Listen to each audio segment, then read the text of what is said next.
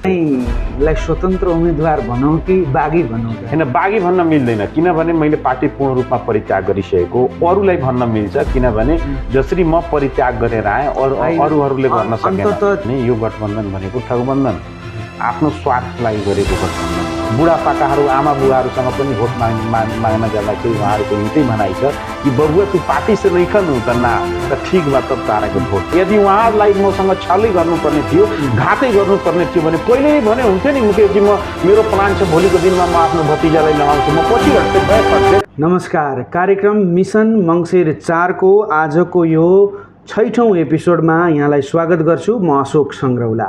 Nepal post डेलीको YouTube channel र Facebook पेजबाट हामीलाई प्रत्यक्ष रूपमा तपाईँले हेरिरहनु भएको छ। कार्यक्रम मिसन मङ्सिर 4 आसन्न मङ्सिर 4 गते हुन गइरहेको प्रतिनिधि सभा र प्रदेश सभा निर्वाचनमा केन्द्रित रहेर हामीले तयार पारिराखेका छौँ। कार्यक्रमको पहिलो श्रृङ्खलादेखि नै पर्सा जिल्लाका विभिन्न क्षेत्रमा उम्मेदवारी दिनुभएका प्रदेश सभा सदस्य उम्मेदवार तथा प्रतिनिधि सभा सदस्य उम्मेदवारहरूसँग हामीले छलफल, बहस र उहाँहरूको भिजन, एजेन्डाका विषयमा कुराकानी गरिरहेका छौँ। अब मङ्सिर 4 को चुनावका लागि धेरै दिन बाँकी छैन। बिहान सबेरैदेखि राति अबेरसम्म उम्मेदवारहरू मतदाताका ढोका ढोकामा पुगेर आफ्ना भिजन, एजेन्डा मार्फत मतदातालाई रिझाउन व्यस्त छन्। कोही यसअघिकै चुनावमा आफ्ना एजेन्डासहित गएर पनि फेरि पनि चुनावी मैदानमा होमिएका छन् भने कोही भने भर्खरै पाइला टेक्दै अगाडि बढ्दै आफूलाई पहिलोचोटि मैदानमा अघि सारेका छन्। को सफल होला, कसले बाजी मार्ला, मङ्सिर 4 गतेले बताउला। तर त्यसभन्दा अगाडि हामी यो कार्यक्रम मार्फत उम्मेदवारका भिजन र उम्मेदवारका योजनाका बारेमा कुरा बुझ्दै तपाईहरू समक्ष पुर्याउने प्रयास गरिरहेका छौँ। आज पनि सोही क्रममा उपस्थित भएका छौँ। आज पनि एकजना उम्मेदवार हामीसँग हुनुहुन्छ। को हुनुहुन्छ हामीसँग बताउनुभन्दा पहिला यो एउटा भिडियो क्लिप राख्न चाहन्छौँ। नाम मुकेश द्विवेदी, बुबाको नाम चन्द्रशेखर द्विवेदी, आमाको नाम मनोरमा द्विवेदी, उमेर 38 वर्ष, जन्मस्थान वीरगञ्ज महानगरपालिका वार्ड नम्बर 24 रामगढवा। द्विवेदीले वाणिज्य र पोलिटिकल साइन्समा स्नातकोत्तर र शिक्षामा स्नातक तहसम्मको अध्ययन गरेका छन्। उनले राजनीतिमा 57 सालमा ठाकुराम बहुमुखी क्याम्पसमा अध्ययनको सिलसिलामा भर्ना भएसँगै सुरुवात गरेका थिए। अध्ययनकै क्रममा ठाकुराम बहुमुखी क्याम्पसको सोबियुका सचिव समेत भइसकेका उनले 2065 सालमा ठाकुराम बहुमुखी क्याम्पसको सोबियुको सभापतिको पद सम्हालेका थिए। त्यति मात्र होइन, 2062-63 सालमा भएको जनआन्दोलनमा जेल समेत उनी जानु परेको थियो। 2074 सालमा सङ्घीय समाजवादी फोरमको नगर अध्यक्ष भएर राजनीतिक अनुभव बटुलेका उनले 2079 मा जसपाका वीरगञ्ज महानगरपालिकाका तत्कालीन मेयर पदका उम्मेदवार राजेशमान सिंहको प्रमुख प्रचारकको रूपमा काम पनि गरेका थिए। द्विवेदी आगामी मङ्सिर 4 गते हुन गइरहेको प्रदेश सभा निर्वाचनका लागि अहिले भने स्वतन्त्र रूपमा उम्मेदवारी दर्ता गर्दै प्रदेश सभा सदस्य पदका लागि मतदातासँग मत मागिरहेका छन्। हजुर, यो भिडियो क्लिप हेरिसकेपछि आज हामीसँग को हुनुहुन्छ तपाईँले थाहा पाइसक्नु भएको छ। हजुर, आज हामीसँग हुनुहुन्छ पर्साको क्षेत्र नम्बर 2 को खबाट स्वतन्त्र रूपमा उम्मेदवारी दिनुभएका प्रदेश सभा सदस्य उम्मेदवार मुकेश द्विवेदी। म उहाँलाई सबभन्दा पहिला स्वागत गर्न चाहन्छु। मुकेशजी, यहाँलाई स्वागत छ। धन्यवाद। आरामै हुनुहुन्छ कि? एकदम। बिहानदेखि बेलुकासम्म अहिले त मतदाता चलिरहेछ। मतदाताहरूको डोर टु डोर बिहानदेखि राति अबेलासम्म नै त्यही चलिरहेछ अहिले। तपाईँ त पहिलोचोटि चुनाव लड्दै हुनुहुन्छ। हजुर। मतदाताहरू के भन्छन् त, के रेस्पोन्स दिइराखेका छन्? एक्चुअली हेर्दाखेरि जुन क्षेत्रमा हामी गइरहेछौँ, विगतको दिनमा जति पनि नेताहरू गए मतदाताको डोर टु डोर, कहीँ न कहीँ जनतामा निराशा छ। जनताले जति आशा गरेका थिए नेताहरूबाट विगत 46 साल पछिको हेर्दाखेरि जति पनि हामी चुनावहरू भए सबले बाचा गरे तर कसैले पुरा गरेनन्। जनतामा एउटा उत्साह जुन हुनुपर्ने थियो, नेतालाई हेर्ने बित्तिकै यो त यो आइल भने भोट मंगिहन चल जइहन सब लोग यही बोलेला भनेर गाउँको जनताहरूको प्रतिक्रिया कि नेता आउँछन् कुरो राख्छन् विभिन्न किसिमका बाचाहरू गर्छन् चुनाव जितेर जान्छन् फेरि कोही फर्किँदैनन् कहीँ न कहीँ व्यथा पीडा मतदाताहरूमा छ त्यो नयाँ म जाँदाखेरि कहीँ न कहीँ त्यो कुरोहरूको जवाब पनि मैले दिनु परिरहेछ कहीँ न कहीँ फेस गर्नु परेको तपाईँले पनि त अहिले त्यही भनिराख्नु भएकै होला हैन बाचा जस्तै गरिराख्नु भएकै होला तपाईँलाई चाहिँ के रेस्पोन्स दिन्छन् त जहाँसम्म कुरो छ सबले के भन्छन् कि धेरै नेताहरू हेरे तपाईँ पनि आउनुभयो ठिकै छ नयाँ हुनुहुन्छ तपाईँमाथि हामी विश्वास गर्ने कि नगर्ने भन्ने क्वेसन गर्छन् अनि उहाँहरूलाई सम्झाउँदाखेरि आफ्नो ब्याकग्राउन्डदेखि लिएर हामी सबै कुरो हामी युवा छौँ कमसेकम एकचोटिलाई हामी विश्वास गर्नुहोस् हामीमाथि किनभने कुनै पनि मान्छेलाई एकचोटि मात्रै ठग्न सकिन्छ बार बार ठग्न सक्दैन विगतका जति पनि उम्मेदवारहरू अहिले हामी हेर्दाखेरि विशेष गरी पर्सा जिल्लामा 3 पुस्ते उम्मेदवारहरू बढी छन् अब हिजोको दिनमा मेरो हजुर बुवाले जसलाई भोट दिए मेरो बुवाले भोट दिए म पनि त्यसैलाई दिइरहेको छु त्यस्ता उम्मेदवारहरू पनि छन् यो क्षेत्रमा त कहीँ न कहीँ त्यो उदाहरणहरू पनि दिएर हामी हिजोको दिनमा जसले जे गरे तापनि ती मान्छेहरू फेरि चुनावमा आएका छन् उनीहरूलाई तपाईहरु जवाब दिनुस् यो तपाईहरु अहिलेसम्म के गर्नुभयो र कमसेकम एकचोटिलाई हामीलाई विश्वास गर्नुस् हामी युवा छौं विद्यार्थी राजनीतिबाट आएका छौं भनेर जनताहरूलाई हामी भनिरहेछौं र धेरैले पत्याइ पनि रहेका छन्। यो तपाईले कन्भिन्स गर्ने पाटो भयो। हजुर हजुर। तपाईको लागि यो चुनाव कतिको चुनौतीपूर्ण छ जस्तो लाग्छ? कुनै पनि चीज चुनौती बिनाको आनन्द हुँदैन। चुनौती त हुनै पर्छ। बिना चुनौतीको संघर्षको बिना केही प्राप्त गर्न सकिदैन।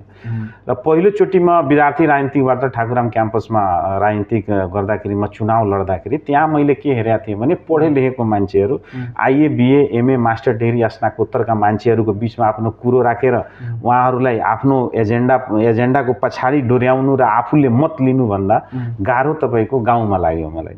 किनभने गाउँमा धेरै कुरोहरू छन्। हरेक मान्छेहरू हरेक किसिमका छन्। धेरै मान्छेहरू पढे लेखेका छैन। हाम्रो मधेसको अवस्था पनि त्यस्तै छ। तपाईहरु हेर्नुहुन्छ शिक्षाको स्तरको त्यति राम्रो विकास हुन सकेको छैन। त्यो अवस्थामा गएर गाउँमा आफ्नो कुरो राख्दाखेरि कहीं न कहीं गाह्रो त छ हामीलाई। क्याम्पसमा जुन मलाई फिल हुन्थ्यो जुन मलाई इजी पनि हुन्थ्यो त्यो भन्दा गाह्रो छ यो। त्यो पनि भो। अनि अर्को कुरो तपाईले चाहिँ जहाँ चाहिँ आफूलाई स्थापित गर्ने कोसिस गर्नुभयो त्यो भन्दा फरक क्षेत्रमा गएर चुनाव लड्दै हुनुहुन्छ। त्यो अर्को चुनौतीको पाटो हो कि होइन? फरक म भन्न सकिदैन। फरक म भन्न मिल्दैन किनभने मेरो घर पनि क्षेत्र नम्बर 2 मै पर्छ। 2 को ख मा पर्छ। त्यो हिसाबले सुरुदेखि नै यो क्षेत्र भनेको मेरो लागि कम्फर्टेबल हो। त्यो कम्फर्टेबल नै हो र मलाई कहीं न कहीं अरु क्षेत्र भन्दा मलाई सजिलो छ। आफ्नो क्षेत्रमा आफ्नो घरमा चुनाव लड्न कहीं न कहीं मलाई सजिलो छ। तर सजिलो भन्दा नि अब कम्पिटिसनमा जाँदाखेरि तपाईको जित हार त आफ्नो ठाउँमा छ तर संघर्ष छ। संघर्षमा छु र मलाई विश्वास छ कि म जित्छु। चुनौतीको प्रश्न फेरि म गर्छु। मैदानमा तपाईकै पूर्व पार्टीका सहकर्मीहरू हुनुहुन्छ हैन? रमेश पटेल जी, करिमा बेगम जी हैन, रुपेश मान सिंह जी, तीन जना तपाईकै सहकर्मी पूर्व सहकर्मी। हजुर हजुर। मत त बाँडिने भयो नि। तपाईको जित्ने सम्भावना त त्यसै पनि न्यून हुँदै गयो नि। हैन अब यसलाई कसरी हेर्न सकिन्छ भने विशेष गरी जुन नेपालमा गठबन्धनको सुरुवात भयो। गठबन्धनको सुरुवात भइसकेपछि तपाईको विगतको स्थानीय चुनावले के हेरायो भने र बीचमा जति पनि पार्टीका क्रियाकलापहरू भए पोलिटिकल पार्टीहरूका कहीं न कहीं जनताहरू बीचमा के छ भने यो गठबन्धन भनेको ठगबन्धन आफ्नो स्वार्थको लागि गरेको गठबन्धन हो र सबले हेरेका पनि छन्। आज नेपालमा कुनै पोलिटिकल पार्टीहरूसँग न वाद छ न सिद्धान्त छ। एक्चुअली भन्नुहुन्छ भने नेपाली कांग्रेसको प्रचण्डीकरण भइसक्यो र मधेसी दलहरूको ओलीकरण भइसक्यो। अब नेपालमा कुनै वाद र सिद्धान्तको राजनीतिक नै रहेन। अब कसैले भन्छ म बीपी को सिद्धान्त मान्छु, म समाजवाद हो, म मार्क्सवाद लेनिनवाद माओवादको सिद्धान्तलाई मान्छु, त्यो कुनै पनि छैन अहिलेको समयमा। अहिलेको पोलिटिकल पार्टीहरूको एउटै एजेन्डा के छ भने जुन जसरी भए पनि एनी हाउ सत्तामा जाऊ, सत्तावाद नातावाद कृपावाद भाइ भतिजावाद र जसरी भए पनि सत्तामा जानु छ कुर्सीमा जानु छ त्यो बाहेक कुनै सिद्धान्त छैन। त्यो हिसाबले जनताले पनि अब पोलिटिकल पार्टीहरूलाई पत्याउने ठाउँ छैन अहिलेको समयमा। र विशेष गरी तपाईको स्थानीय निकायमा जुन एउटा नेपालमा नयाँ सुरुवात भयो कहीं न कहीं बालेन र हर आइसकेपछि र नेपालमा एउटा स्वतन्त्रको जुन एक फेज चल्यो नि स्थानीय निकायमा त्यो कहीं न कहीं यसमा पनि असत्य त्यसको छ। यो भन्न मुकेशजी, छैन। तपाईले भनिराखेका कुरा हजुर, यदि तपाईले अहिलेको चुनावका लागि जुन गठबन्धन बनेका छन्, दुई गठबन्धन देखिन्छ, तिनै गठबन्धन मध्येबाट एउटाबाट टिकट पाउनु भएको भए तपाईँ यही कुरा भन्नुहुन्थ्यो? हेर्नुहोस्, हामी टिकट पाउने कुरै थिएन। म यदि एकदम प्रष्ट छु, म स्थानीय चुनावपछि जुन किसिमले पार्टीहरूको ध्रुवीकरणहरू भए, हिजोको दिनमा सुत्दाखेरि एउटा गठबन्धन, उठ्दाखेरि त्यही पार्टीहरूको गठबन्धनमा जाने र विशेष गरी भाइ भतिजावाद, आफ्नो मान्छे नै उसमा आउनुपर्छ, टिकट लिएर आउनुपर्छ, जुन तरिकाको चलखेलहरू भए, त्यो चलखेलमा हामी कहीँ थिएनौँ। हामी जस्ता कार्यकर्ताहरू जो दिनरात जनताको बिचमा गएर खटे, हिजोको दिनमा स्थानीय चुनाव होस् चाहे विगतको चुनावहरूमा होस्, त्यति खटाइले गर्दा पनि हामी कहीँ थिएनौँ। कहीँ न कहीँ हामीलाई के थियो कि हामी लास्टमा भएर यिनीहरूले हामीलाई टिकट दिनेवाला छैनन्, हामी स्वतन्त्रमै जानुपर्छ भने हाम्रो कहीँ न कहीँ मनमा थियो।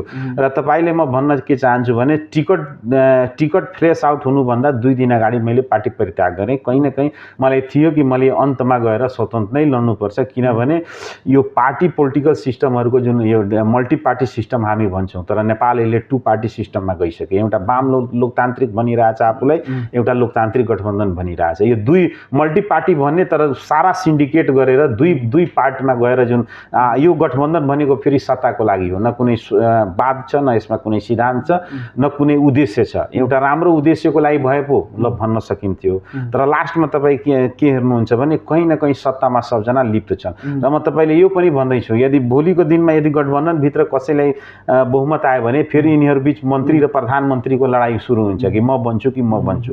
खालि तपाईँको सारा चिज केन्द्रित भएर सत्तामा छ। त्यसैले हामीहरूलाई विकल्प थिएन, हामी स्वतन्त्रमै जानु पर्थ्यो। तपाईँलाई स्वतन्त्र उम्मेदवार भनौँ कि बागी भनौँ त? हैन, बागी भन्न मिल्दैन, किनभने मैले पार्टी पूर्ण रूपमा परित्याग गरिसकेको। अरूलाई भन्न मिल्छ, किनभने जसरी म परित्याग गरेर आएँ अरूहरूले गर्न सकेन। अन्तत पार्टी परित्याग गर्नुको कारण तपाईँले त्यहाँ स्पेस नपाएरै नि त हो नि? हेर्नुहोस्, स्पेस पाउने नपाउने कुरा आफ्नो ठाउँमा छ, तर मैले जहाँसम्म मैले के महसुस गरेँ भने पार्टीको मलाई यो छैन कि यो पार्टीमा नभए अरू पार्टीले मेरो पिछा गरेन। धेरै मान्छेहरू आए जे तपाईँ मेरो पार्टीबाट टिकट लिएर चुनाव जित्नु, तर मैले के भनेको होइन, अब स्वतन्त्र बाहेक अरू विकल्प छैन। त म एउटा मात्र होइन, म जस्ता धेरैजना स्वतन्त्र लडेका छन्। कहीँ न कहीँ एउटा मान्छेहरूको जुन मतदाताहरूमा पोलिटिकल पार्टीहरूप्रति जुन वितृष्णाहरू छ, जुन पोलिटिकल पार्टीहरूको एक्टिभिटीहरू छ, कहीँ न कहीँ मतदाताहरू अहिले पोलिटिकल पार्टीलाई रुचाउन छाडिसकेका छन्। तपाईँले एक्चुअली म तपाईँले भन्न चाहन्छु, तपाईँले आश्चर्य होला, म भोट माग्न जाँदाखेरि मान्छेहरूले के भन्छन् कि अपने पार्टी से बानी कि स्वतंत्र से बानी। तो स्वतंत्र से बानी त भोट दिए ना, तो पार्टी वाला लोग भोट ना दिए। आज हम आम मतदाताले तपाईँ एक्चुअली तपाईँले एकदम आश्चर्य लाग्छ, क्षेत्रमा एउटा सानो एकदम एउटा बुढोभन्दा बुढो एकदम तपाईँको उमेर भइसकेको बुढापाकाहरू आमा बुवाहरूसँग पनि भोट माग्न जाँदाखेरि उहाँहरूको एउटै भनाइ छ कि बबुवा तू पार्टी से नहीं खनु त ना त ठीक बा तब ताराके भोट दिए। हेर्नुहोस्, यस्तोसम्म जनताहरूको यो स्वतन्त्रको हुटहुटी अथवा स्वतन्त्रको जुन चर्चा परिचर्चा स्थानीय चुनाव यतादेखि एकदमै चुलिएको छ। त्यसैको देखासेखी गरेर हैन धेरैजनाहरू स्वतन्त्र रूपमा आउनु भएको छ, तपाईँ पनि हुनुहुन्छ। तर नि स्वतन्त्र भएर उम्मेदवार तपाईँ भइरहँदा यदि भोलि तपाईँले जित्नु पनि भयो भने स्वतन्त्र प्रदेशसभा सदस्य जुन पद छ त्यो आफै एक्जिक्युटिभ पद होइन, पोलिसी मेकिङ पद मात्रै हो। स्वतन्त्रको के अस्तित्व रहन्छ त? त्यहाँ मेजोरिटीको खेल हुन्छ, तपाईलाई थाहा छँदैछ। कसरी तपाईँले आफ्ना भिजनहरू चाहिँ अगाडि ल्याउन सक्नुहुन्छ जनतामा? हेर्नुहोस्, जहाँ मेजोरिटीको खेल छ आफ्नो ठाउँमा छ। पोलिटिकल पार्टीहरू एउटा नेपालमा एउटा यो पनि कुरो चलेको छ भने तपाईँ कुनै पनि पार्टीको मेम्बर भएर चाहे पार्टीको सदस्यता लिएर चुनाव जितेर जानुभयो भने त्यो तपाईँको पार्टीको अधीनमा रहेर कुरोहरू राख्नुपर्छ। भोलिको दिनमा तपाईँहरूको कुनै कुरो तपाईँ खोलेर बोल्न सक्नुहुन्न, पार्टीको व्हिप लाग्छ। तर स्वतन्त्र गयो भने कमसेकम आफ्नो क्षेत्रको आफ्नो कुरो खुलेर राख्न पाइन्छ। र अर्को कुरो तपाईँ भन्नुभयो यो सिस्टममा जानको लागि तपाईँको बहुमत प्रणालीको बिचमा तपाईँहरू कहीँ न कहीँ ओझेल पर्नुहुन्छ भने तपाईँ जुन कुरो भन्नुभयो त्यो कहीँ पनि पर्न सकिँदैन। किन मेरो भनाइ के छ भने भोलिको दिनमा ठिक छ पोलिसी मेकिङ पद भए तापनि आफ्नो क्षेत्रको विकासको लागि त केही न केही छुट्याएको हुन्छ नि। त त्यसलाई नै यदि हामी इमानदारीपूर्वक काम गर्यो भने र आफ्नो क्षेत्रको कुराहरू ठिक छ भोलिको दिनमा म कति सकुला नसकुला आफ्नो ठाउँमा छ तर आफ्नो क्षेत्र र आफ्नो जनताको कुरो म प्रष्ट रूपमा त आफ्नो सदनमा त राख्न सक्छु नि, आफ्नो जनताको आवाज त उठाउन सक्छु नि, त्यो सदनभित्रका कुराहरू आफ्नो क्षेत्रको जनतालाई त बताउन सक्छु नि। त्यसैले म कहीँ न कहीँ आशावादी छु र म यदि भोलिको दिनमा जितेर गयो भने पनि म स्वतन्त्र नै बस्छु, म कुनै पार्टीमा जानेवाला छैन। अब अर्को कुरो तपाईँको आलोचना पनि हुने गर्छ। आलोचना के हुने गर्छ भने जसरी चराले गुँड फेर्छ नि त्यसै गरी तपाईँले चाहिँ पार्टी बदलै गर्नु भन्ने गरिरहनु भएको छ। त्यसले गर्दाखेरि अलिकति हैन तपाईको जुन राजनीतिक उचाइ थियो त्यसमा अलिकति खस्किने अथवा अलिकति त्यसमा ह्रास आएको हो कि भन्ने एउटा आलोचना हुने गर्छ। यसलाई कसरी प्रश्न पार्नु? अब हेर्नुस् तपाई के छ भने मल्टी पार्टी सिस्टममा मान्छेको आफ्नो हरेक मान्छेको आफ्नो सोच हुन्छ। अर्को कुरो चाहिँ के छ भने हामी जस्ता मान्छेहरू जो हिजोको दिनमा फर्स्ट लाइनमा पढे लेखेका डबल मास्टर डिग्री गरिसकेका मान्छेहरू र आफ्नो कुरो प्रष्ट रूपमा राख्न सक्ने र जनताको कुरो प्रष्ट रूपमा अगाडि ल्याउन सक्ने र ग्रास रुटमा काम गर्ने हामी जस्ता कार्यकर्ताहरूलाई पोलिटिकल पार्टीहरूले पचाउन गाह्रो छ। तपाईँ एक्चुअली हेर्नुहुन्छ भने हिजोको दिनमा म जहाँ पनि थिएँ सबलाई डर थियो यदि मुकेश द्विवेदी जस्तो मान्छे अगाडि आयो भने भोलिको दिनमा हाम्रो राजनीति सकिन्छ। किनभने अहिलेको तपाईँ जति पनि पोलिटिकल पार्टीहरूका नेताहरू हेर्नुहुन्छ उनीहरूमा एक दुईजनालाई छोडेर तपाईँको यदि उसको अध्ययनदेखि लिएर यदि उसको तपाईँ सिप यदि जे पनि भन्न सक्नुहुन्छ तालिमहरू सबमा म अब्बल छु र म जहाँ पनि गएँ मेरो एउटा प्रष्ट धार के छ भने आफ्नो कुरो म प्रष्ट राख्न सक्छु र आफ्नो कुरो राख्छु पनि र भ्रष्टाचारको जहाँ पनि मैले विरोध गरेको हिजोको दिनमा पनि म जहाँ थिएँ तपाईको पूर्व मेयरका राजनीतिक सल्लाहकार भएर पनि 3 वर्ष काम गरेँ तर मैले त्यहाँ के हेरेँ भने कहीँ न कहीँ मेरो राजनीतिक पोलिटिकल क्यारियरमा दाग लाग्ने अवस्था आयो। किनभने गर्ने अरू बदनाम हुने म त्यसपछि म त्यो ठाउँ पनि छोडेर आएँ। पछि मलाई धेरै किसिमको प्रलोभन दियो तर म त्यसको पछाडि गएन। त्यसपछि म जहाँ आएँ त्यहाँ पनि खुलेर तपाईँ हेर्नुहुन्छ भने 2.5 वर्ष यो अहिले तत्कालीन मेयरलाई कसैले गाउँमा बोकेर लगेको छ भने मुकेश द्विवेदी लगेको छ। हरेक ठाउँमा तपाईले एक्चुअली दुई महिना पहिला एउटा भिडियो भाइरल भयो थियो त्यो मुख्यमन्त्रीलाई काउन्टर गरेको मैले नै हो र आफ्नो कुरो म प्रष्ट रूपमा राख्न सक्छु। त हामी जस्तो पढे लेखेको मान्छेलाई यहाँका पार्टीका नेताहरूले पचाउन गाह्रो छ। त्यसैले हामी विरुद्ध षड्यन्त्र गर्छन् र हामी षड्यन्त्र गरिसकेपछि कहीँ न कहीँ उनीहरूको आँखाको कसिङ्गर बन्छौँ। त्यो अवस्थामा आफ्नो अस्तित्व बचाउनको लागि पनि यो अवस्था आएको हो। तर त्यो एउटा हदसम्म तपाईँ एडजस्ट गर्नुहुन्छ त्यसपछि तपाईँ विस्फोट भइहाल्नुहुन्छ। कारण के हो? एउटा हदसम्म एडजस्ट के गर्न कहाँ एउटा हदसम्म तपाईँ अहिले हेर्नुहुन्छ भने विगतको मेयर साहेबको पालामा म राजनीतिक सल्लाहकार हुँदाखेरि तपाईको काम सुरुवात हुने बित्तिकै तपाईको कोरोना फेज आयो। कोरोना फेज आएको त्यो एक्टिभिटी हाम्रो साल 1.5 साल यतिकै गयो। त्यसपछि पनि अब वीरगञ्ज महानगरपालिका सुध्रिने अवस्था छैन भनेर विशेष गरी शिक्षा र स्वास्थ्य मेरो प्रमुख एजेन्डा थियो। म एउटा विद्यार्थी राजनीतिबाट आइसकेपछि तपाईँ कमसेकम एउटा शिक्षालाई एउटा हामी राम्रोसँग लिएर जाउँ। कमसेकम दिल्ली मोडलमा जुन अरविन्द केजरीवालले दिल्लीमा आज गरेको छ त्यो मेरो सोच पहिलादेखि नै हो। तर मैले कहीँ न कहीँ पुरा महानगरपालिकाको सिस्टम भ्रष्टाचारमा लिप्त भएको हेरेर म त्यहाँबाट विस्फोट भएर निस्केको। हिजोको विचार र सिद्धान्त मिल्दैन कि मुकेशजी गिभ एन्ड टेक हैन। मैले यदि गिभ एन्ड टेक गर्नुपर्ने थियो भने राजेश मान सिंहसँग कोही गुना तपाईको हरेक हिसाबले विजय सरावगी छन्। त गिभ एन्ड टेकको कुरो हुन्थ्यो भने म विजय सरावगीसँग नि बस्थेँ। किनभने राजेश मानको यदि आर्थिक तुलना गर्नुहुन्छ हरेक हिसाबले त विजय सरावगी एउटा बिजनेस टाइकुन हुन् अहिलेको समयमा। उहाँसँग त हरेक चिज छ तर मेरो सिद्धान्त नमिलेपछि उहाँसँग आएको र भनेपछि राजनीतिमा एउटा भनाइ छ नि कोही पनि स्थायी शत्रु हुँदैन कोही पनि स्थायी मित्र हुँदैन। होइन हेर्नुहोस् विश्वास नाउ चिजबाट आजको समयमा एक्चुअली मुकेश द्विवेदीले भन्नुहुन्छ भने विश्वास शब्दबाट नै विश्वास हट्न थालिसक्यो। किनभने तपाईँ कहीँ न कहीँ कसैप्रति त विश्वास गर्नु पर्यो नि।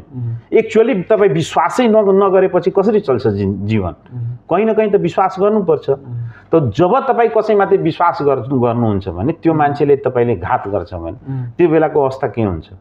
तपाईँ एक्चुअली कल्पना गर्नुहोस् न, त्यो मान्छेमाथि मैले 2.5 वर्ष विश्वास गरेको, कहीँ न कहीँ मैले त्यो मान्छे जहाँ जहाँ गए, तपाईँले आरोप लगाउनुहुन्छ पार्टीको, उहाँको कारण पनि मैले राउन्ड एउटा हुन्छ नि सर्किलमा, उहाँ जहाँ जहाँ जानुभयो त्यो मान्छेप्रति म यति अन्धभक्त थिएँ कि आफ्नो सारा पोलिटिकल क्यारियरहरू दाउमा राखेर म ठाकुराम क्याम्पस जस्तो क्याम्पसको सबै सभापति भइसकेको मान्छे, एक्चुअली मेरो अध्ययन हेर्नुहुन्छ भने डबल मास्टर डिग्री गरिसकेको मान्छे, उहाँप्रति कत्रो मैले विश्वास गरेको थिएँ कि उहाँ जहाँ जहाँ जानुभयो त्यहाँ म गएँ, तर लास्टमा धोका पाएँ। अब त तपाईँले बनाउनु भएको सङ्गठन पनि तपाईँसँग छैन होइन, पूर्व सहकर्मीहरू पनि छैनन्, कसरी जित्नुहुन्छ? भिजन के हो तपाईँ? म एक्चुअली पूर्ण रूपमा जित्छु, किनभने मेरो के छ भने म विशेष गरी 2074 सालको स्थानीय निकायको चुनावमा त्यो बेलाका मेयरको प्रमुख प्रचारकको रूपमा काम गरेँ। त्यसपछि स्थानीय निकायको चुनाव होस् चाहे त्यो बेलाका संसदीय चुनाव होस्, त्यसमा पनि प्रमुख रूपमा मैले हरेक गाउँमा गएर काम गरेका छु। र अहिलेको मेयरको पालामा पनि गठबन्धन नहुँदाखेरि पनि म गाउँमा गएर खटेको हो। गठबन्धन हुँदाखेरि गठबन्धनले जब प्रचार समिति बनायो, त्यो प्रचार समितिको प्रमुख पदमा बसेर मैले काम गरेँ र मलाई जनताले हेरेको छ कि वास्तवमा मुकेश द्विवेदी भनेको मान्छे कस्तो हो। हिजोको दिनमा ग्रास रुटमा मैले गएर काम गरेको छु।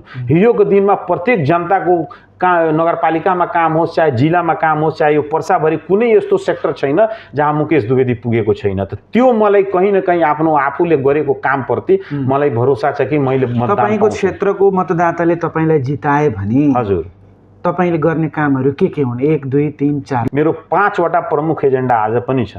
मेरो प्रमुख एजेन्डा शिक्षा हुन्छ, पहिलोमा, दोस्रोमा स्वास्थ्य हुन्छ, तेस्रोमा रोजगार हुन्छ, चौथोमा कृषि र पाँचौँमा भौतिक पूर्वाधार। 5 वटा एजेन्डा लिएर म अगाडि बढ्नेवाला छु। अब अन्तिममा छौँ, अन्तिममा तपाईँका क्षेत्रका मतदातालाई के भन्न चाहनुहुन्छ?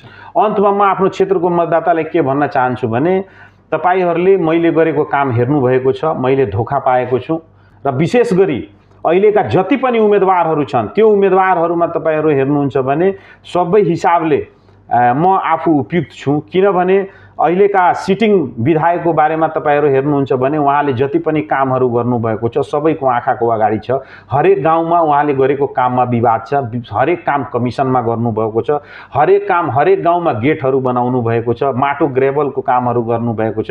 त्यो बाहेक उहाँले कुनै राम्रो काम गर्नुभएको छैन। उहाँको हरेक काम कमिसनमा तपाईँ हेर्नुहुन्छ भने हरेक वार्डमा उहाँको कमिसनको खेलहरू भएको छ, सबको आँखा अगाडि छ। एकजना विधायकजी हुनुहुन्छ जुन समानुपातिकमा बस्नुभएको छ, उहाँ पनि लड्नुभएको छ। त्यसैले सबैभन्दा उपयुक्त उम्मेदवार मै छु र तपाईहरू यहाँ क्षेत्रका जनताहरूसँग म दुवै हात जोडेर प्रार्थना गर्छु कि कमसेकम मलाई एकचोटि तपाईहरू विश्वास गर्नुहोस्। मैले भनेको कुरोहरू मैले पुरा गर्नेछु र आउने दिनमा मैले गरेका बाचाहरू तपाईहरूको बिचमा मैले गरेर हेराउँछु। र लास्टमा म के भन्न चाहन्छु भने मैले आफ्नो क्षेत्रको जनताहरूलाई एउटा आश्वस्त के गर्न चाहन्छु भने पूर्ण रूपमा म कमिसन तन्त्रलाई खत्म गर्नेछु।